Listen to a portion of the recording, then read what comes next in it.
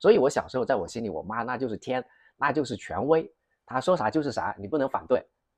再加上我性格也比较内向，所以这种效应在我身上就体现得更加明显。然后就在那么一瞬间，然后再想起以前的各种各样的事情，然后我就意识到，其实我妈她不光是一个普通的母亲，她其实也是一个普通人，她甚至还是一个有性格缺陷的普通人。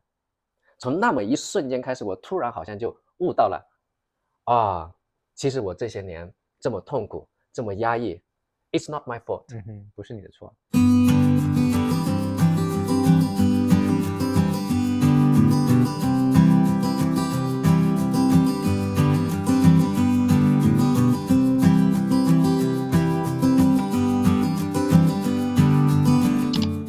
大家好，我是金鹿。大家好，我是文武，欢迎回到我们的频道两个爸爸养娃记。今天这期视频呢是一个比较特殊的一个视频，主要由文武一个人来讲述，分享他的一段心路历程，关于他的原生家庭，特别是如何跟他的母亲更好的、更加平等的相处，也是他个人成长的一个非常重要的一些经历吧。那现在就邀请文武来给大家一起分享。好的，之前我就和大家分享过，我因为金鹿的影响，开始对心理学有了更加科学的认知。从那以后呢，我就在我的日常生活当中也开始使用这些心理学相关的知识，特别是使用心理学来更好的、更科学的看待我的原生家庭，特别是我和我母亲关系的相处。所以呢，今天就想和大家来分享一下我这个心路历程的转变，一方面也是为了记录一下我的这些心理的状况，同时呢，也想以此为鉴，来更好的将来和我的子女怎么样去更好的发展亲情。我从小到大，我的性格就是一个非常内向的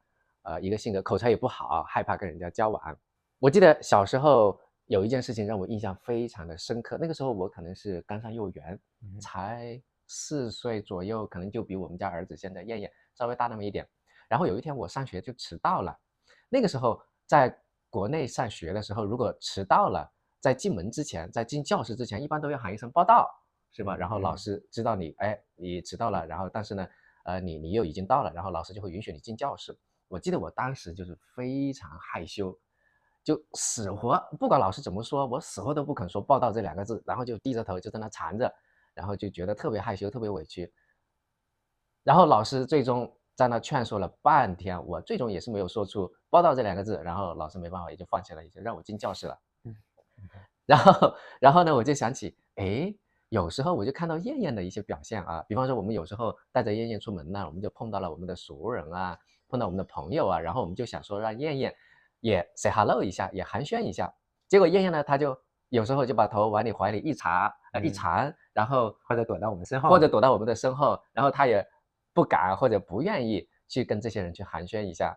每我看到这样的情况呢，我就想起我小时候其实也差不多，也很类似，就是性格非常的内向。这样我即使到了我今年已经41岁了，我即使到了现在，我当教授也已经有6、7年的时间了，但是我在校园里面走路散步的时候，我都还是有一点点害怕碰到熟人，或者是碰到我的同事。为什么呢？因为我就不怎么喜欢去在这种场合去跟他们进行社交，我就觉得内心深处好像有一点那种小小的那种社恐，当然也不到社恐的程度，但是我就是不喜欢，有一点点害怕去面对这种情况。那回到原生家庭的这个情况，我妈她其实是一个非常强势的人，特别是她年轻的时候，那就更加强势。所以我小时候在我心里，我妈那就是天，那就是权威，她说啥就是啥，你不能反对。再加上我性格也比较内向，所以这种效应在我身上就体现得更加明显。我从小到大，我内心深处其实都是有一点害怕，当然也会尊敬我妈的这么一个状况，这么一个心理。你现在也害怕她是不是？我现在比以前要好很多很多了，但是呢，我还是会有一点点害怕，特别是我不怎么愿意和她正面起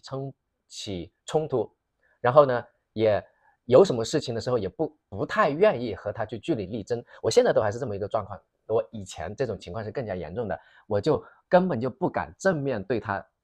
提起反对的意见，也非常害怕和她据理力争。当然也不是说他说啥我就做啥，因为我作为一个个人个体嘛，我当然有自己的想法，也有自己的一些主张，但是呢，我就不会明面的当下就跟他发生正面的据理力争，正面的反对他的任何意见。我可能就是有时候可能就阳奉阴违呀，有时候可能就逃避啊等等，但是就不敢跟他起正面冲突。那可以想象，在我妈她这种非常强势的这种情况下呢，我的内心其实啊，我的潜意识里边其实都是处于一种紧张和压抑的状态的，只是我都不知道，这个情况。就我记得有一年，我从德国，我那个时候我在德国做完博士后，然后我回家，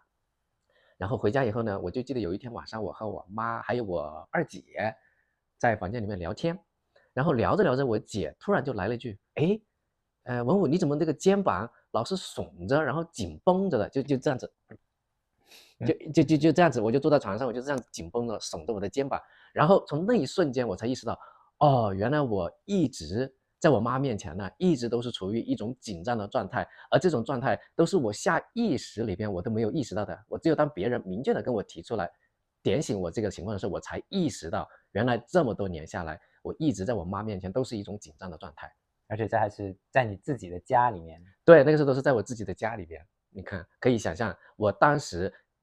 是一直以来都是处于一个多么紧张的状态，甚至于我下意识、我潜意识里面都不知道这件事情。那我想到一件事情啊，就是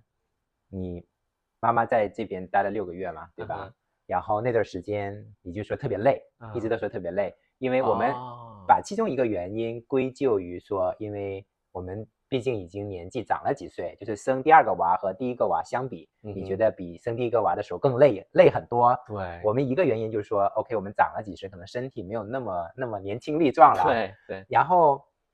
我们想到的另外一个原因也是说，因为你妈在这儿，然后你在她面前就会很紧张。现在呢，老妈已经走了几个月，1、2、3，已经走了3个月了。那你觉得现在感受一下，对比一下，你觉得这3个月和老妈在的这3个月，你觉得你的总体的感受会有什么区别吗？你觉得会更放松吗？你会更加的没那么累吗？没那么紧张吗？你还是那么累吗？最近这几个月？我觉得你说的是很有道理的。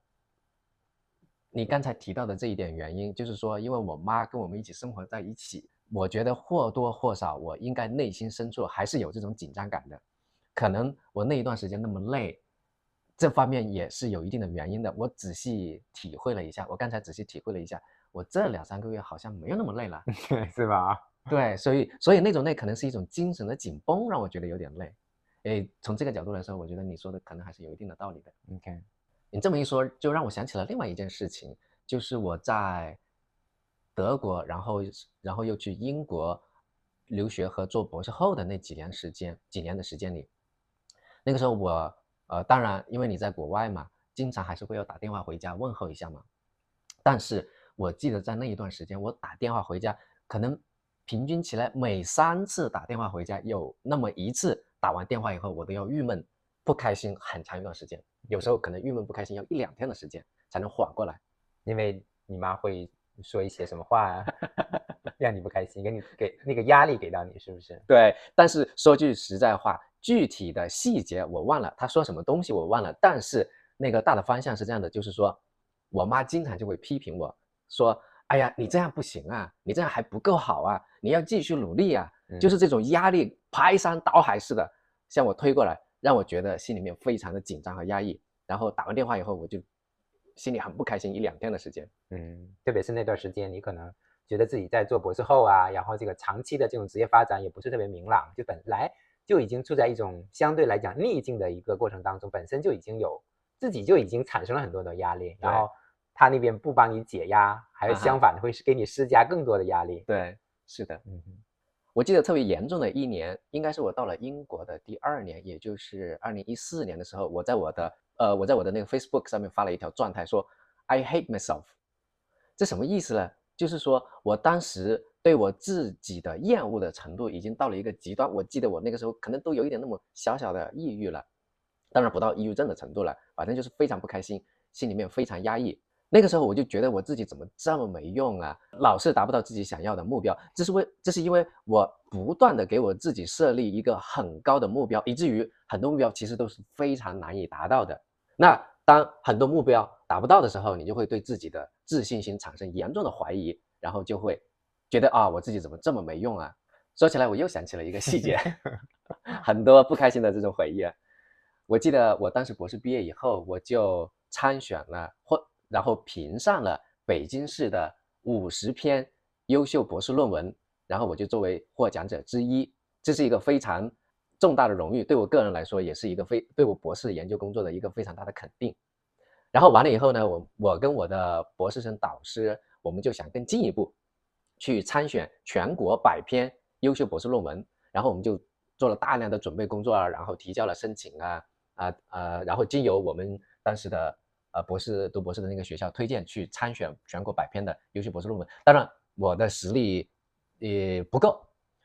最终呢就没有评选成功100篇优秀博士论文。但是在这个材料的递交啊，然后准备啊过程当中，我一直都有跟我母亲、跟我妈交流这些细节的东西。然后我妈呢也是鼓励啊，然后说哎呀加油加油，怎么之类的。然后直到有一天我收到信息说我的这个100篇博士论文评选失败了，没有成功，然后我就给我妈发了一条消息说啊，我这个没评选成功，失败了。他是没有任何回应，我妈就到此为止，然后这个事情就不了了之了。你可以想象我当时心里面有多失望。我当时心里其实是觉得哎呀这个不成功啊，我其实是希望有人来安慰一下，但是这件事情就没了，不了了之了，没有任何安慰，没有任何安慰。我当时其实就是这种事情，当然我心里面就会觉得很不开心。不过这些这些情况呢，一直到2017年就有了一些比较明显的转变了。一个重要的因素是我2017年开始了我在圣地亚哥州立大学当教授的工作。这个教授的这份工作呢，一方面也给我带来了一些还不错的收入，同时呢也给我带来了一些社会地位，甚至是家庭地位。这样的话呢，我的这种自信心慢慢的就开始 build up， 我就变得越来越更自信了。同时这就带来一个好处，就是说我跟我妈之间的这种相处啊，这种关系就变得我更自信起来了。然后久而久之，我跟我妈之间的这种关系的这种认知啊，这种原生态家庭的这种认知啊，就开始了明显的变化。再加上我母亲慢慢的日渐年老了，她也变得不像以前那么强势了。然后慢慢的这些年下来了，我就开始逐渐的把我妈看成是一个普通的母亲了，就不像以前那么就是我妈就是家里的天呐，她就是权威啊，你什么东西都得听她的什么之类的。然后我和我妈之间就变得更加的平等和和谐。然后一直到2023年的时候，因为一个事情，我对我妈的这种原生家庭关系的这种认知呢，就发生了一个非常根本的改变。那这个事情是什么呢？就是2023年的时候，我们家玲玲要出生了嘛，然后我妈就说，哎呀，借此机会来美国来看我们。然后当然一方面也是看燕燕了。燕燕自从出生以后呢，她也一直没有亲自的来看过，因为这个新冠嘛，她也来不了，我们也回不去。然后玲玲也要出生了，她来的话呢，也可以帮忙照看一下。然后她来了以后呢，待了有将近整整6个月的时间，6个月，对。然后在这个过程当中呢，说句老实话了，我妈总体上来说，她在这边待着，她的日子过得还挺无聊的。她也不会讲英语，然后也不会开车。我们住的地方呢，又距离市中心又比较远，所以对她附近的华人也不是特别多，她认识的人也不认识人。对呀，所以她的日子其实跟国内比起来是过得挺无聊的。然后大概待了有差不多1个多月以后呢，她就觉得真的是非常无聊，这个日子很不好过。她就开始说，哎呀，那个时不时就提起，哎呀，要不回去算了呀，要不回家得了。然后次数多了以后，我就觉得，那你在这边待着确实好像很不开心，每天都在说啊，现在是第34天了，现在是35天了，每天都在说。久而久之，然后我就觉得，啊，那你可能真的是在这边过得非常的不方便。那就好吧，那我就把他的这种说法就当真了。然后我就甚至我都给他把机票都买好了，说，哎呀，那要不那个就过一阵子就回去吧。然后这个事情机票买完后的1、2天之内，他都表现出非常的不开心。然后我就很纳闷，我也不知道发生什么事情了。然后有一天我记得大概这个机票买了有那么1、2天或者2、3天以后，然后我就因为我不知道他为啥嘛，他老是不开心。然后我就跟他在小区里面去散步，推着我们家玲玲去散步。然后我就问他，刚开始他还扭扭捏捏的，还不说到底是怎么回事。然后我就坚决要问他，我说到底是怎么回事？那你这2天为什么很不开心？然后他就说，那我本来就是想测试一下你是不是要挽留我回家这个事情，因为我确实也没有一再的挽留说，哎呀，你再多待几天，你这多待一段时间什么之类的。我因为他已经说了很多次了嘛，我就直接就给他买了机票了，然后还跟他商量说，哎呀，哪天哪天，他也说行行行。完了以后，那天散步的时候，他就说，那我其实不是不想那么早回去，我只是想测试一下你是不是挽留我，想意思就是说我想要测试一下你对我的感情啊什么之类的。我当下就哇哇大哭，那是我10多年以来哭的最惨的一次，哭了可能有小2、3分钟。在哪里？在哪里？就在小区里面的那个马路边，那个时候我们已经走到我们的这个房子附近的3、4家或者5、6家邻居的那么一个地方了。然后你妈什么反应？我妈，她这也是让我更加伤心的地方，就是她其实啥也没说，也没什么反应，然后就推着玲玲往前走，慢慢的走。她没有回过头来等你，或是过来安慰一下你？她有很刻意的慢慢的走，但是她并没有过来安慰我说任何话，然后这件事情也不了了之了。然后就在那么一瞬间，然后再想起以前的各种各样的事情，然后我就意识到，哦，其实我妈她不光是一个普通的母亲，她其实也是一个普通人，她甚至还是一个有性格缺陷的普通人。从那么一瞬间开始，我突然好像就悟到了，啊，其实我这些年这么痛苦，这么压抑，It's not my fault。不是你的错。然后我心里面就放下了，然后就在那么一瞬间，就好像有一种那种突然开悟或者是想通了的那么一种感觉，然后我内心其实我就变得更加平和了。我其实说句实在话，我变得开始有一点理解我母亲，有一点更接受我母亲，她作为一个不完美的一个普通人的存在了。那这一点，从我个人的角度来说，从我的内心角度来说，其实我就能够变得更平和，我更能接受我自己，我也更能接受他，我也能够更加平和的、更加平等的去处理和他之间的关系，和他之间的这种甚至产生的矛盾，我都能够更平和的去处理这种情况了。其实我内心我就变得更加的和谐和放松了。我觉得是不是他在那种情况，他可能也不知道怎么做，他也不会去安慰人，也从来没有安慰过人，可能也是这样的，我同意你的。我在那一瞬间，我也是想通了啊，其实他可能也不知道怎么去处理这些情况，他并不是说故意的要很坏的去对你，其实他不知道怎么去处理这种情况。那我也是直到那一刻我才想通这个事情的。说起来可能你会觉得有点好，你们可能会觉得有点好笑，我都已经40岁了，我才想通这种事情。觉悟的还是很慢的。我觉得可能他小时候他遇到这种事情的时候，他也没有被安慰过，对，他父母啊可能也没有得到这种温暖，不知道该怎么安慰，对，所以他也没有学会，也不知道怎么去处理。对，我觉得很有可能是这种情况。我可以抱一下你吗？好了，其实我现在说句实在话，已经能够更平和的、更轻松的去面对我的原生态家庭和我母亲之间的这种关系，甚至处理矛盾冲突等等这些方面。当然，我还没有完全100%的完成这一步，是因为我有时候想起我过去的这些事情，我心里面多少还是有一些没有完全释怀的地方，所以我还是有一定的路要走。但是我有信心，我能完成这一步，最终能够达到内心的完全的平静。当然，我在这里想要澄清一点，就是说我并不是在责怪或者责骂我的母亲对我造成各种伤害啊什么之类的，那些都是过去的事情了。我现在已经想通了，我其实更多的就是想以此为鉴，好，将来当我面对我的子女，就是燕燕、玲玲啊的时候呢，我能够以更加科学的方法、更加好的方法去对待他们。那好，那我觉得文武你分享的这段心路历程非常好，像你说的这方面，就说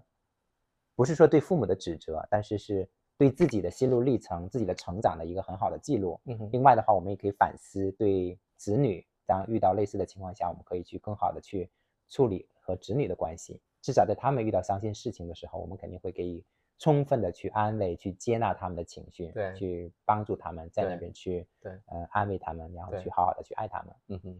是的。那今天这期视频呢就到这里，也感谢文武给我们的分享。那收看我们频道的观众，你们有些什么样的体会呢？是否有一些类似的心路历程的发展，或者一些这样的感受或者是故事呢？也欢迎您留言给我们分享。那我们今天这期视频就到这里吧。好，拜拜，拜拜。感谢您收看我们的视频。如果您喜欢这期视频，请您点赞。如果您还没有订阅我们的频道，欢迎订阅，这样 YouTube 算法就会把我们的视频和频道推荐给更多的观众。您的点赞和关注，我们全家都表示衷心衷心的感谢，感谢。耶！谢谢你，谢谢你，谢谢你。